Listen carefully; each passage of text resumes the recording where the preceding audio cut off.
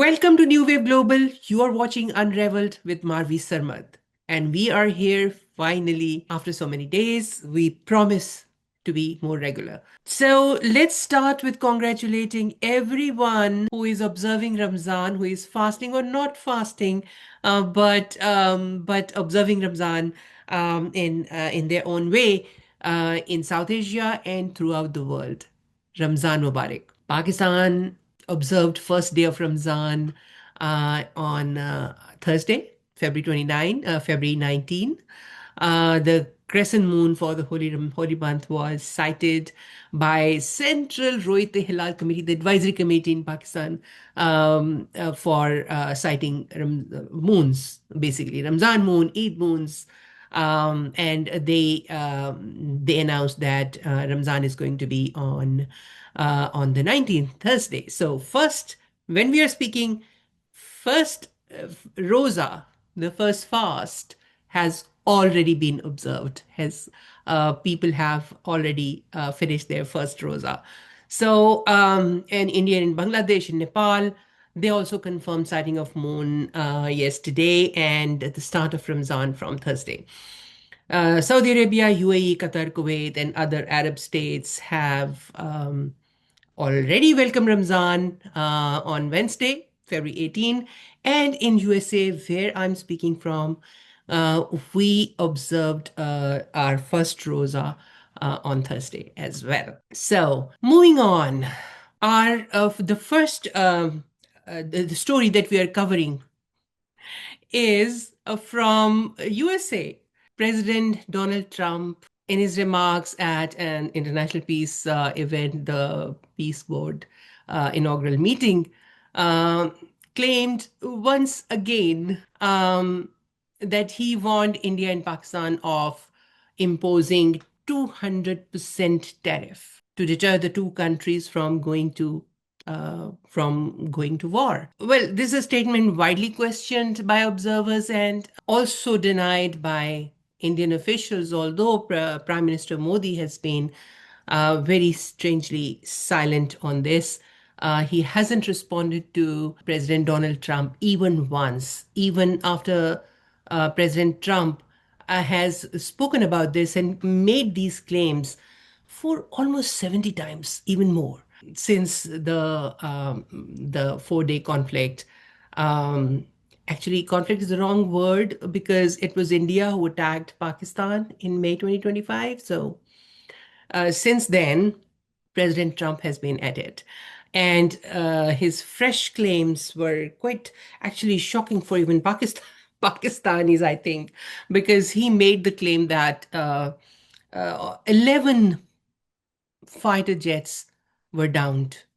Well, that's a claim that Pakistan has not made, but so even if rhetorical, such claims reflect how external powers are framing their engagement with South Asian security dynamics and can reverberate politically. So, our first news story comes from Pakistan and Afghanistan. Pakistan's foreign ministry summoned a senior Afghan diplomat and launched a strong protest over a deadly suicide attack that happened earlier this week on Tuesday, the last Tuesday. Um, it happened in Bajaur district of Pakistan's Khyber Pakhtunkhwa province. That is the former tribal areas. It's a tribal area, former FATA, which was federally administered tribal areas. In Bajaur, this suicide attack happened, and 11 Pakistani soldiers were killed alongside a young girl child. And it happened near this particular site is near Afghan border. So the Pakistani Ministry of Foreign Ministry has said the statement, a readout from the ministry. It reads that the Afghan deputy head of mission in Islamabad was called on Wednesday, and this statement came in on Thursday. So it claimed that it informed the media that Islamabad called summoned the Afghan deputy head of the mission on Wednesday, or previous day, and handed a formal diplomatic protest after the attack, after the Bajaur attack, and said that, it also said that the attack was carried out by insurgents based in Afghanistan. The statement said it clearly. And it also said that Pakistan reserves the right to respond and eliminate those who were behind the attack, wherever they may be located, to protect its soldiers, its civilians, and its borders. Uh, and so the tensions have, heightened once again. They have been there. They have persisted between the two neighbors, and especially since the deadly border clashes in 2025 that killed October of 2025, that killed dozens of soldiers, civilians, and also suspected militants. Um, and there has been violence, um, uh, followed by explosions in Kabul on October 9, and Afghanistan blamed uh, those explosions on Pakistan. Pakistan denied involvement. As ceasefire was mediated by Qatar, it the ceasefire has since held. Although the subsequent talks in Istanbul, Turkey failed to produce a definitive agreement, and um, relations have been strained. But this incident has heightened the tension once again. Um, and so the significance of this, you know, why this matters is because it is one of the most volatile fault line in South Asia. Uh, it underscores escalating security tensions uh, along this fault line, and is a persistent challenge for regional stability throughout the region. I mean, this is the epicenter of the terrorism in the region, and also uh, an opportunity for counter-terrorism cooperation. And we really hope that this happens. There are geopolitical implications of this tension. Uh, the Durand Line, which is, it remains one of South Asia's, as I said, most volatile fault lines. Durand Line is basically the border between Pakistan and India. Uh, it is called Durand Line because it was negotiated and drawn by Sir Mortimer Durand, who was a British diplomat and Foreign Secretary of British India. In 19th century, in probably 1893, he established the line as an agreement with then Afghan Amir Abdurrahman Khan, to define the boundary between Afghanistan and British India, serving as a buffer zone during the Great Game against the perceived expansionism of Russia, Soviet Union. Um, Now, uh, this line was drawn without, sitting in a room, without consultations with the people, between the stakeholders, among the stakeholders, who are the people, the families, even the representatives of those people, in whatever form the representation existed in those days. But there was no consultation. There was no process involved in drawing that line.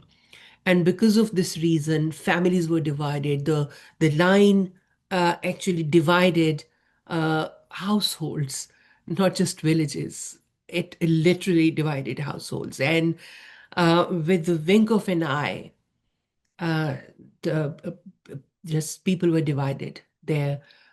Entire villages were divided. There were single, single family members who could not, who could no longer meet each other, who could no longer visit each other, and that is the reason why no Afghan group or government or party has ever considered this Durand Line as the border. Because now what happened was that this Durand Line was drawn in 1893. 19th century. But in 1947, when British colonizers decided to just leave subcontinent, dividing the subcontinent between, into Pakistan and India, this line became border between international border between Pakistan and Afghanistan. Now, Pakistan has always maintained it's an international border, and it is internationally recognized as international border.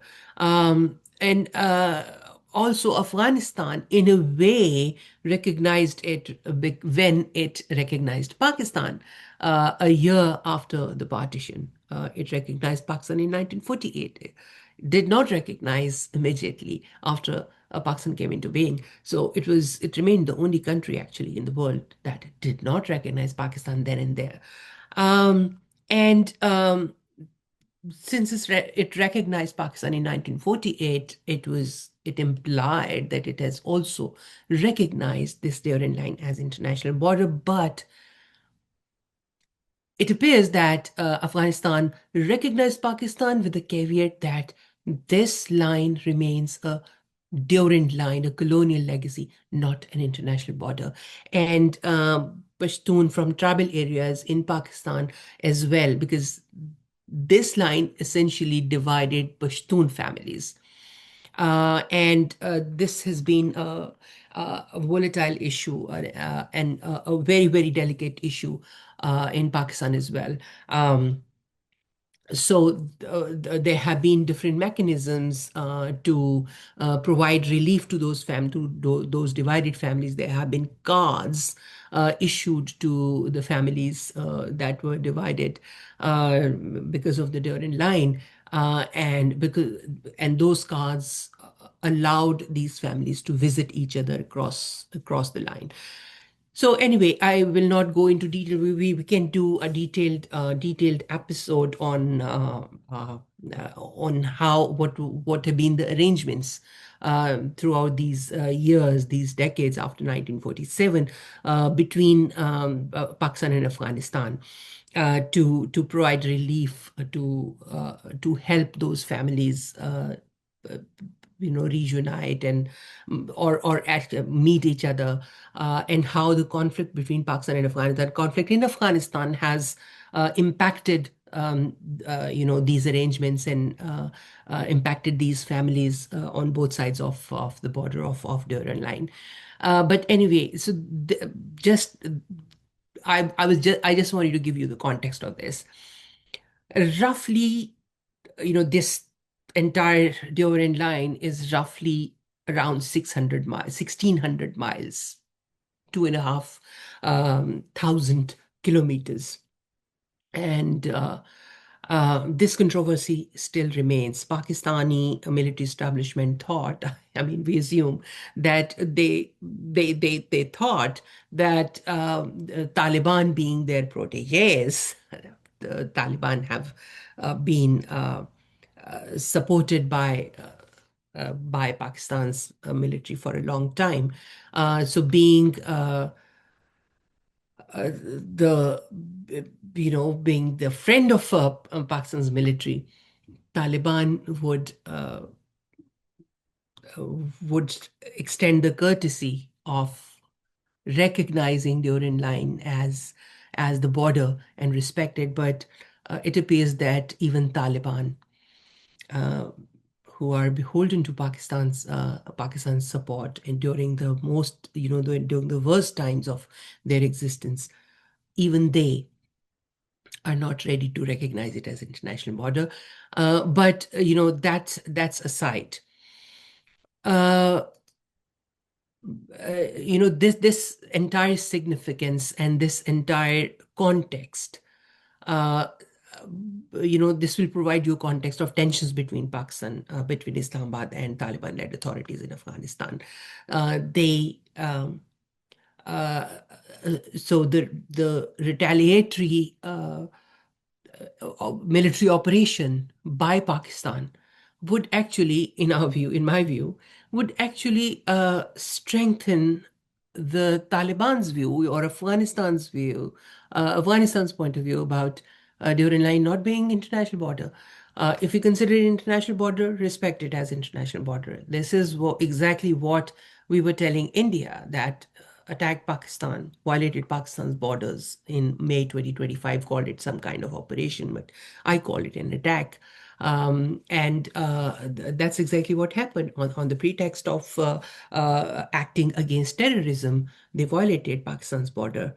And for the same reason, if Pakistan violates this border, well, uh, but what I want to highlight here is the immense human rights dimension. Civilian population in the border districts, they disproportionately bear the brunt of any militant violence and military operation on both sides of the border. Cross-border accusations often lead to tightened security regimes and surveillance and restrictions in affected areas. And not just that, there is a huge economic impact as well. This heightened security disrupts trade corridors, including the transit trade between Pakistan and Central Asia. So Pakistan is the bigger loser than Afghanistan in terms of economy. Not just the transit trade, but also the investor confidence in especially in Khyber Pakhtunkhwa and its adjoining areas. It remains sensitive because of this security volatility. And no investment coming means no business, means no jobs, means no economic activities. Huge economic impact, negative impact on Pakistan, more in Pakistan than on Afghanistan. And Afghanistan also is very economically fragile country, as we all know. So we at New Wave Global think that sustainable regional peace requires more than military signaling. It demands transparent counter-terror operations and protection of civilian communities who are caught between the armed actors, be it the military and or the terrorists. So there is a need for de-escalation and peaceful resolution of all kinds of issues that are there between Pakistan and Afghanistan. So moving on to another aspect of this conflict, which is India's financial and diplomatic engagement with Taliban-led Afghanistan. Now, as per the media reports, India's union budget for the fiscal year of 2026-27 has earmarked approximately 13 million US dollars for assistance to Afghanistan, which is an increase, a huge increase compared to the allocations for some other regional countries, including Bangladesh. According to reports, from Indian media, they suggest that the support to Bangladesh, for example, stands at around 6 million US dollars. Now, this move has triggered debate over India's strategic priorities in South Asia, not just in Pakistan. I mean, this debate we can see in within India as well. The secular, liberal, and more pragmatic, so there are secular and there's a secular liberal commentary, there is a more pragmatic commentary, and there is hawkish and more belligerent commentary. Um, but just to understand the key engagements, key Indian engagements, they with Afghanistan, Taliban-led Afghanistan, they include substantial humanitarian aid. I mean, that's and that is also very important. Now, this aid includes food. I mean, wheat, medicines. It also includes technical assistance for infrastructure, and also India has another motive, using Iran's Chabahar port to facilitate trade, especially in agricultural products and minerals, etc. The which has been the main focus of India-Afghanistan trade. Now, the commentators have sharply criticized India's continued financial engagement with Taliban-led administration in Afghanistan, especially Pakistani commentators, arguing that such assistance complicates India's stated counter-terrorism narrative and raises regional security concerns. Remember, uh, India has always criticized Pakistan for its alleged support for militant organizations, terrorist organizations targeting India. Now, if India continues and escalates its support to Taliban, which were designated terrorist organizations, very recent that they have moved out of that list, but even India has considered them terrorist, and their link with terrorism, regional terrorism especially, have not uh, been a secret. Um, that complicates India's position, because then it becomes um, sort of hypocritical position. It's also being criticized for undermining human rights, particularly the severe restrictions on women and minorities in Afghanistan. Uh, Also, potentially any kind of engagement with Taliban, it potentially legitimizes this regime, the regime that acts against democratic values, which are India's values as well. Uh, Also, some critics have warned that this pragmatic and transactional approach risks national security, India's national security, by engaging with extremists, particularly turning India into a profit seeking actor rather than a normative leader. But New Delhi appears to be pursuing pragmatic engagement to maintain strategic space in Kabul, especially vis-a-vis Pakistan and China, to counter Chinese and Pakistani influence in Afghanistan, which, I mean, Chinese influence is yes, but Pakistani influence on Afghanistan these days is, well, it's down to nadir. And also to maintain, regional stability by doing so. Um, as I earlier said, that engaging with Taliban, even economically or, diplomatically, it's basically tacitly accepting their gender, ethnic, and religious apartheid policies, particularly the suppression of women's education and rights. Also, by engaging with an authoritarian, ideologically rigid regime, India's reputation as a pluralistic democracy is being seen as compromised, which is already being compromised for at least 10 years now. When the world reads about what is happening in India with its minorities and women, India is still reported as a rape capital of the world.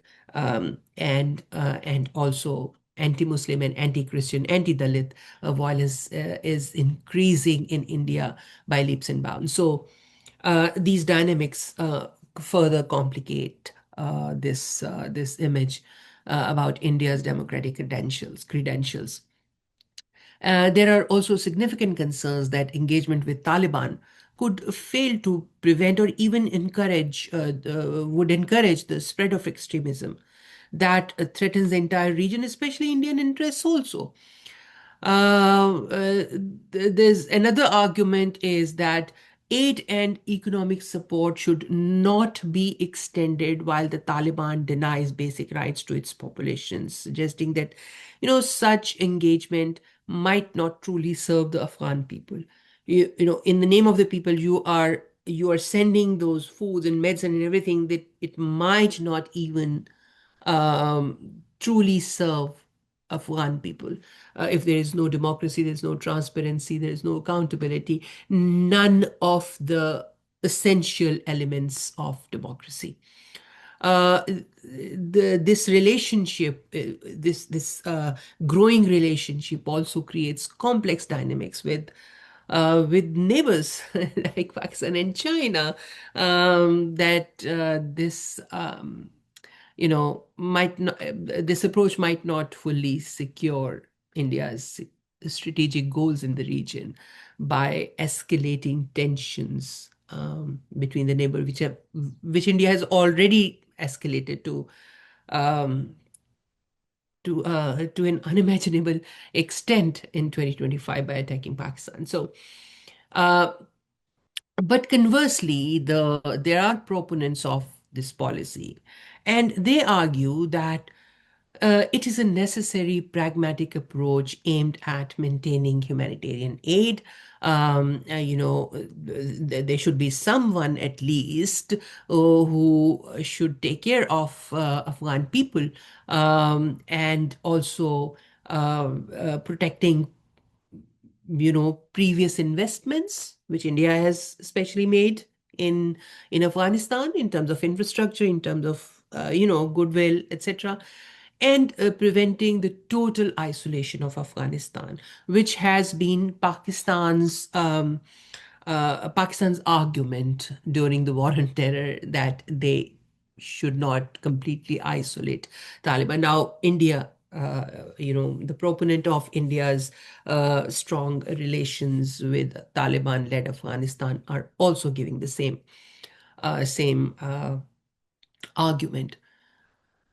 We think that engagement without a clear conditionality tied to women's rights and in minorities' rights and inclusive government, it risks normalizing authoritarian gender apartheid. And that's something that all the governments, especially those who claim to be democratic and claim to have democratic values at the center of their policy, should should take into account. Well, that's all for now, and we will come again tomorrow or day after with a new set of news stories in South Asia. Thank you very much, and uh, please, if you like our episode, do hit the thumbs up and subscribe to our channel. Thank you very much. Have a good one.